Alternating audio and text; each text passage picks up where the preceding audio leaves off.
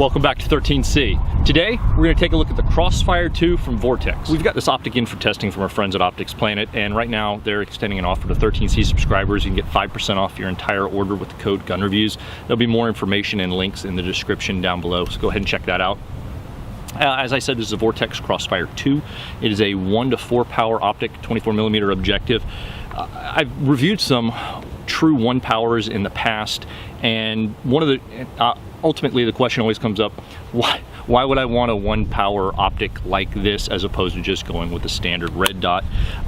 There are a number of reasons why, especially if you're looking at getting into something like a 3-gun competition where you want something like a red dot up close, but you also want the ability, without having to change optics or rifles, to be able to reach out to further targets if you're doing some of these competitions and whatnot where they have targets placed out 200, 300, 400 yards, if you're lucky enough to have ranges that do that sort of thing in your area.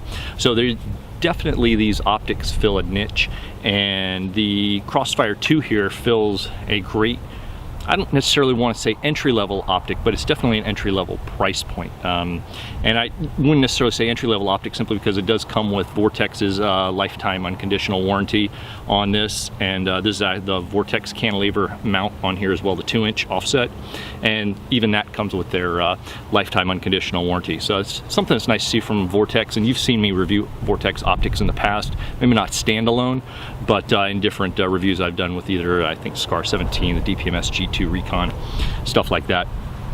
So this optic comes in about 9.8 inches long, weighs about 16 ounces. Of course, it's got your various multi-coatings on there you would expect, as well as anti-reflective coatings on anything that's air to glass contact. This optic, unlike some others I've done in the past, I've really been keen on first focal plane. This is a second focal plane reticle, which is more traditional. It's something you'd see normally. And in this optic's price point, you definitely would not see a first focal plane optic reticle, I should say. So why would you want one over the other? In a 1 to 4 power, you really don't need that first focal plane or front focal plane, depending on your preference. What that means is the second focal plane reticle is that reticle is fixed, and no matter what you zoom between 1 power through 4 power, that reticle will stay the exact same size. This has their V-Plex reticle, so you're really not going to get a whole lot of range estimation out of this guy, but then again, in a 1 to 4 power, it's probably not something you're looking for anyway. This does have a center illuminated red dot you can use, and this red dot is more for low light purposes. It has settings all the way from 1 to 10. 10 is bright enough that you can see it in the daylight, but if you're on a very bright sunny day, it's gonna wash out on this, so that's something to keep in mind. Excuse me. When I mentioned earlier I was hesitant to call it an entry-level optic based solely upon its price point, I was doing that because it does have some of the features you would expect to find in a higher priced optic, being waterproof, shockproof, and fogproof according to Vortex. It also has, when you sight in your optic and you get it zeroed to where you want it, you can reset these turrets so that they'll go back to 0 as well, so that way if you make modifications to it later, you can dial it right back to 0 and you'll be at that original one that you had set. It's got the fast focus eyepiece on the back, as well as being a single piece 30mm tube of aircraft grade aluminum. That covers most of our basics at this point. Let's get back out and put a few more rounds downrange. So an example of what I was talking about earlier was maybe engaging a larger target closer in and then needing to engage a smaller target further out.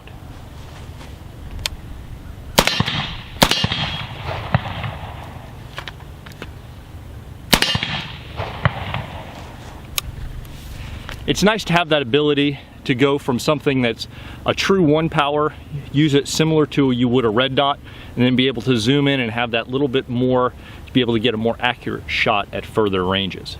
Or maybe you're just trying to shoot smaller targets closer in, and that 1 power just isn't quite enough, be it at 100 yards or 200 yards. Like most Vortex optics, my initial impression of this guy is very positive. You get a lot of value for the money in most of the Vortex line, and the unconditional warranties on both the optic and the mount, that's hard to beat. You don't even need a receipt. You have a problem, you call them up, you send it back, they'll fix it or send you a new one. That's really hard to beat unless you abuse it or something like that. Of course, it looks right at home here on this Mark IV Recce upper from CMMG that I've got in this quick detach Mid-American armament rail. Thanks again, guys, for your comments. If it wasn't for some of your comments, some of these reviews may not be quite as in-depth as they are, because I'm answering a lot of your questions, and some of that comes from social media like facebook.com/gunreviews.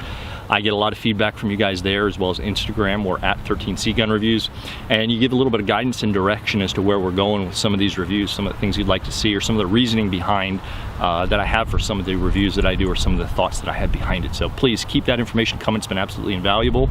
And thanks to Optics Planet again for that gun reviews code. We'll put some more information and links in the description down below to get 5% off your entire order from them, as a thank you to the channel and to subscribers. So thanks again, guys. We really appreciate it. Stay safe. We'll talk soon.